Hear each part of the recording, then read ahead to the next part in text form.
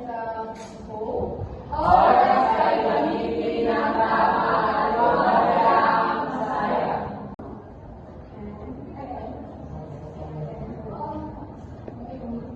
Laging pumisa sa bawat gawain at ipakita ang pagkakalo.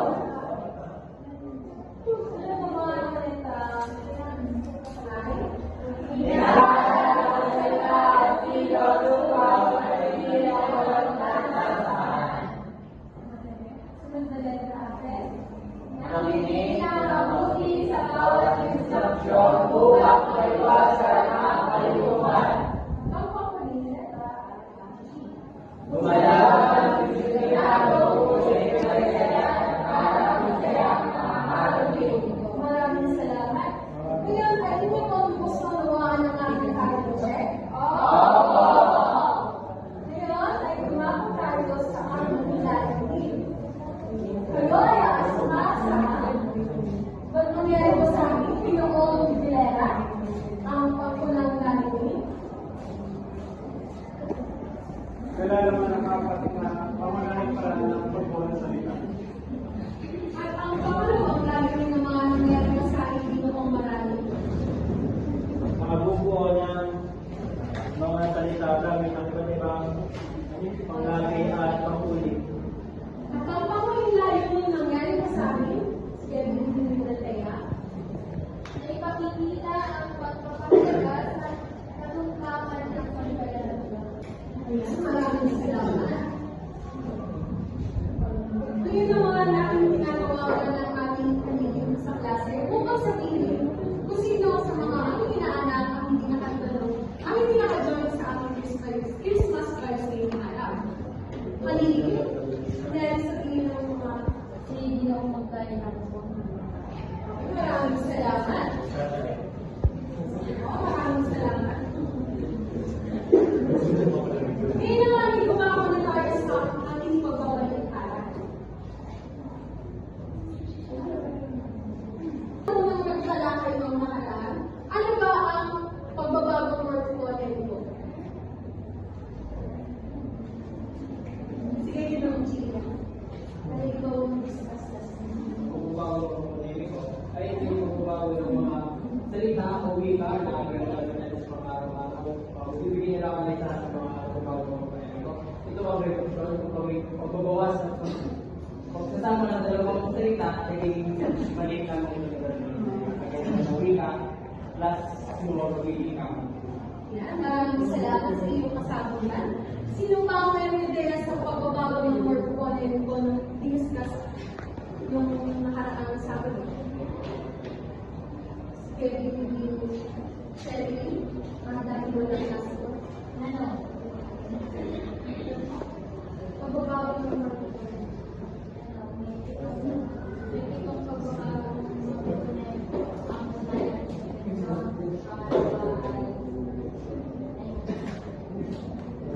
Yan, maraming salamat. Shelly. Ngayon, bago natin formal na magtalakay, ay hinanda ko na aking pampasiglang gawain na tatawagin natin Jungle Bells Ayusin ang Salita. Ito ay isang pampaskong labaw na tiyak na magdadagdag sigla at siya sa ating talakyan. Narito ang panunod. Mangyari basahin ng sabay-sabay. Sa gawain ito, kailangan lamang natin ang siyak na manlalaro. Bawat manlalaro ay bibigyan ng isang aktos o envelope na naglalaman ng jumbo bird. Mariwang naman ang isang siguro o pinag-iwasitin at kukuha ng tawag sa lahat. Naunahan niyo po ba ang ating panunod, mga lalaro? Ngayon ay ibig.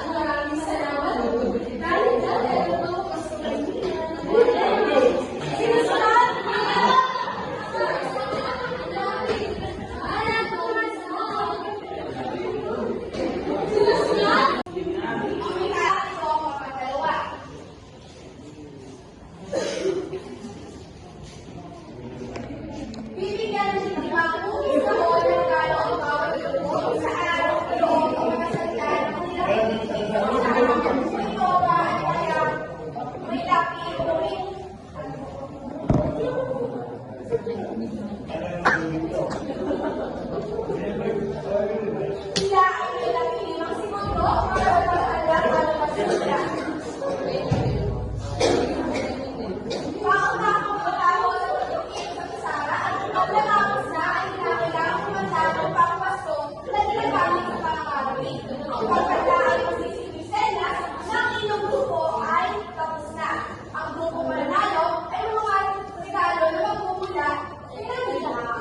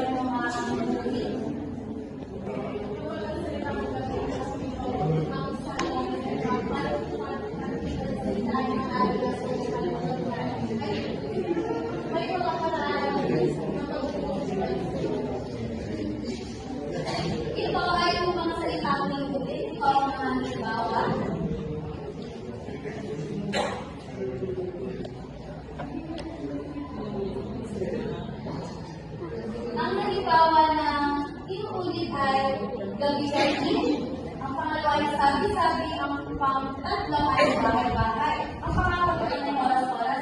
Sino ang makapagbibigay ng mga salita ang inuulit? Hinahanap na tayo kung nasa tumayo. Araw-araw. Tama? Hinahanap na Maria kung nasa tumayo. Takot-takot. Hinahanap na Bria? Ay, Bria? Wala kayo. Nakikita kung nasa tumayo. Libo-libo. Tama? Hinahanap na o ano? Kung nasa tumayo. Tama? Tunay nga. Alam na ninyo ang salitang inuulit.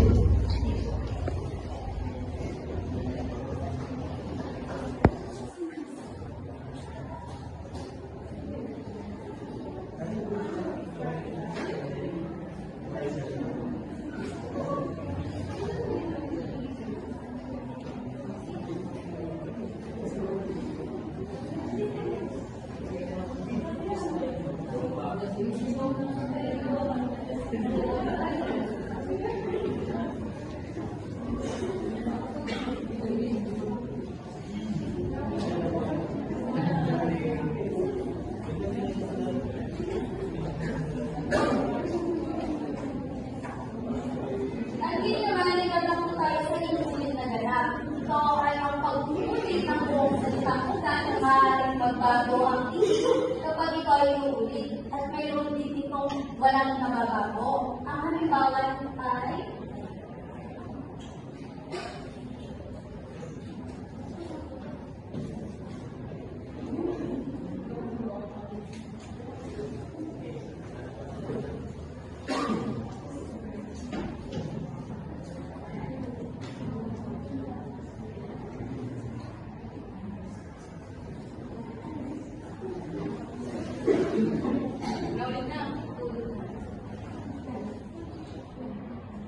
at dito na nagtatapos tayo sa pag-ulit na di ganap. Ang pag-ulit na di ganap ay ang pag-ulit na bahagi ng salita lamang. At ang mga halimbawa nito, aalis, tatakbo, hahalik, babasa, lutulutuan, balik-baliktad. Sino ba magbibigay ng Ito ay dalawang magkaibang salita na nagsasama upang mabuo ng bagong salita o pag-ulit. Hindi dalawang makakalito na nagsasampalan sa salita. Salamat sa pagtatampalan, pagtatampal at di ganap sa pagkasama. ito ay dalawang salita na pinagsasama.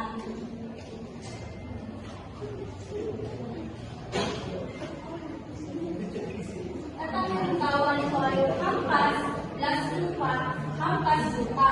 At ang pangalan ay balat, sibuyas.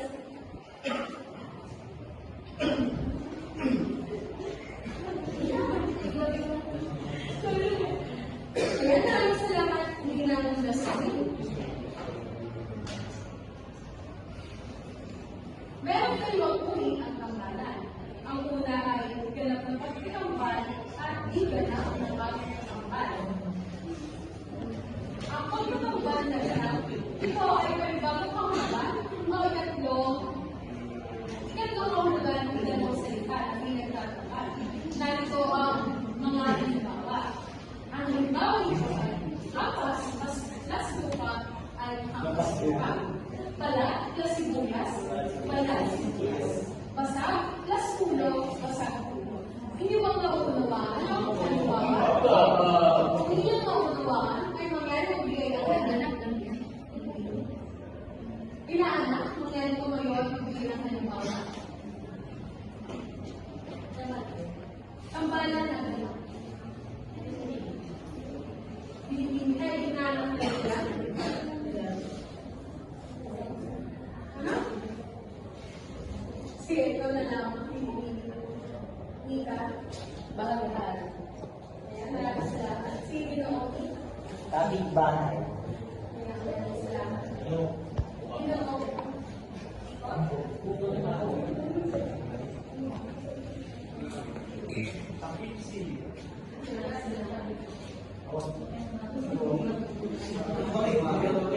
Ngayon naman ay ang pagtambal na liga. Ito ay nanatili ang kahulugan ng dalawang salitang pinagtambal o walang pinaglong kahulugan ng grupo. Narito ang halimbawa ng pagtatambal na liga. Ingat plus yaman, ingat ka, bahay plus kubo, bahay kubo. Silid plus tanggapan, silid tanggapan. Naunawaan ko ba ang lahat ng lahat? Naunawaan ko ba? Kung gusto niyong naunawaan, ay pinagdasinginan na dalawang katanungan. Ang una ay ano ang kakaglauli ng paraan ng pagbubuo ng mga salita? At magbigay ng didig sa halimbawa.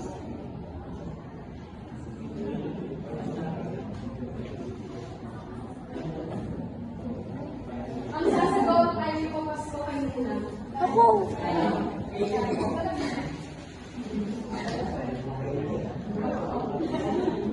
Sige, hindi sana. Hinahanap ko sana. Ito, kapag nauli na paraan ng pagbuo ng salita at magbigay ng didig sa halimbawa. Ang una ay kaya, may natin ulit para sa tambalan. Sa kaya ka, sa limang talino, sa may natin sa may maganda, sa inulit ay araw-araw sa tambalan mo ay akit. Ang maraming salamat. Hindi sana. Ngayon naman, ang pangalawang katanungan ay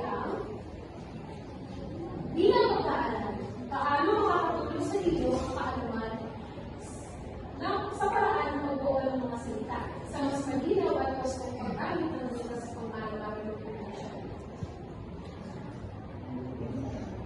Bilang pag-aaral, paano makakatulong sa iyo ang kaalaman para kayong pagbuo ng mga salita sa mas malinaw at mas paggamit ng wika sa pang-araw-araw na komunikasyon. Sige, hindi ka. Kung magitan ng ating mabuti na pagbuo ng mga salita, nalalaman ko sa mga pag-ginagamit at iba't ibang uri ng mga nagiging salita. At dahil dito ay nagagamit ito sa komunikasyon, hindi lang sa mga tao na nasa paligid ko, kundi pati na rin sa mga taong dapat natin. Maraming salamat. Sino ba merong kasagutan?